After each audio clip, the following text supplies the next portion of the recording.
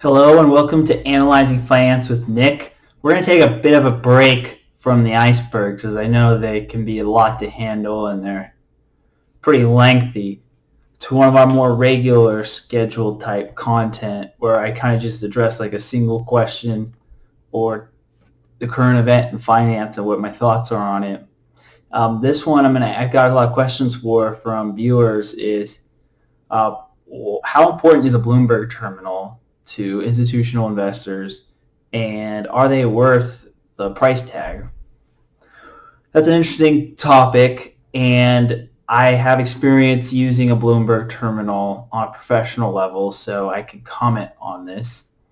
And basically, if you are big enough in size in terms of assets under management, it probably makes sense to get a Bloomberg terminal, especially if you have a business that is very dependent on relationships with broker dealers, or you do an asset class that is less liquid, such as junk bonds or that type of stuff. Not private equity necessarily, but publicly traded, but still less liquid, or options on smaller stocks.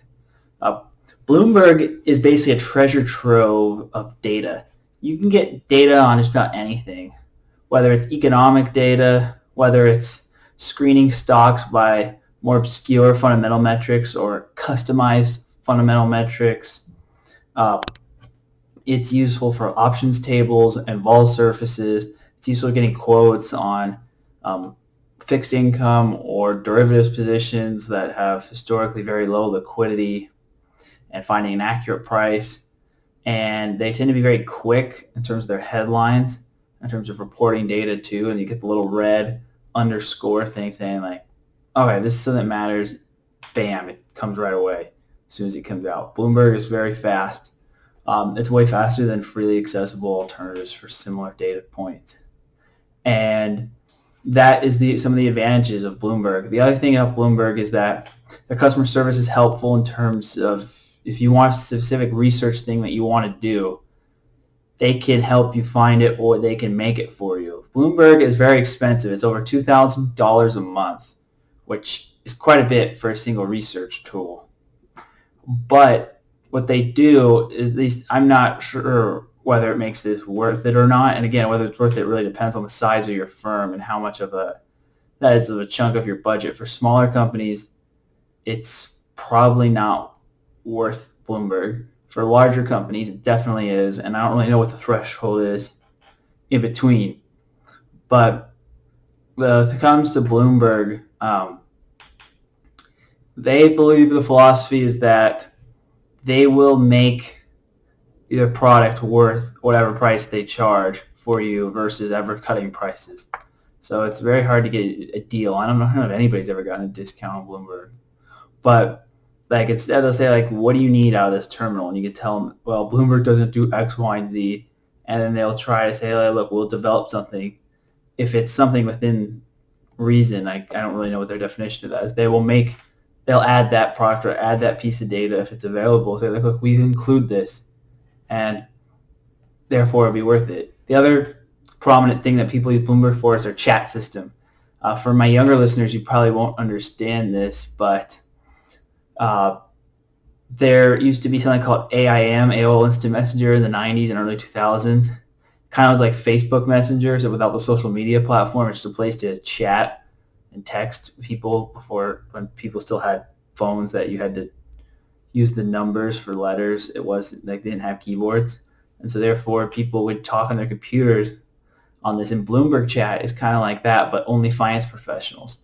And you can search somebody's name. If they have a Bloomberg terminal, they will pop up on your search. So you can find really anybody who's in institutional finance and contact them through Bloomberg. It's also how people contact a lot of brokers to make trades or reach out to other people. They have group chats with friends in the industry, and it has a little community built in it. They even have like a Bloomberg version of Craigslist, the Bloomberg classifieds, where you'd see only like hedge fund managers would sell for each other, like listings for like boats or timeshares in Park City or other high-end luxury goods, or I mean, I haven't seen the Bloomberg Classified in years, but yeah, it's kind of its own little thing. But yeah, the main perks is just the network through the chat function and the access to data, which they tend to be the best at it. Their system, I mean, again, I haven't used it in the last couple years, but I don't think it's changed that much. It's very clunky and it's not the most um, easy on the eyes in terms of user interface. But once you do understand to learn how to use it, it's very practical. And the main benefit I had as a professional research analyst is that it sped my time to get things done. Like stuff that I would do, it takes me a lot longer to find information that I need. Without a Bloomberg terminal, I could find a Bloomberg terminal at a fraction of the time. So it's just at the high price point for smaller business owners who are in this industry, it's not, the value proposition just isn't there. So that's my bottom line, Bloomberg. It is useful. You're not going to get alpha or edge on Bloomberg because all the big players have it. Like there's nobody who's making millions of dollars of alpha or getting abnormal returns by just having a Bloomberg terminal. Those days are long gone. But what it does do is that if it does help ease workload or find information that is in a more convenient, easy to access way. It also helps so that you can use a lot of Bloomberg functionality. There's competitors who do something similar now that can automatically fill into your financial models on your Excel sheets, so you can run things a lot quicker. It's really just Bloomberg's value is more in its convenience and ease of access more than anything that's actually new and not out there in other sources. If you like this, please like or subscribe to our show, Analyzing Finance with Nick. You can email us at askafundmanager@gmail.com. And thank you for watching, and good luck out there in the markets.